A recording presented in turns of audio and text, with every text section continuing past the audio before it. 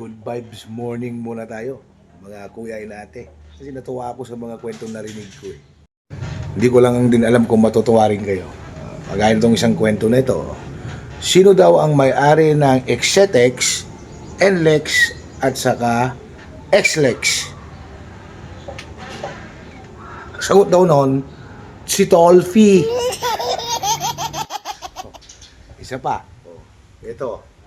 Yung daw medyo mahina ang parang mahina ang isip. Hindi niya masabi pangalan niya.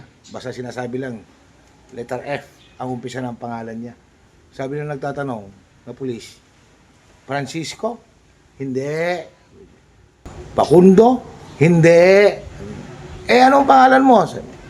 Sabi daw niya, F-friend. Comment po kayo sa baba kung nagustuhan niyo po yung mga ganong jokes para meron po tayong kahit paano pinagtatawanan kung natatawa kayo sa jokes. Comment po kayo.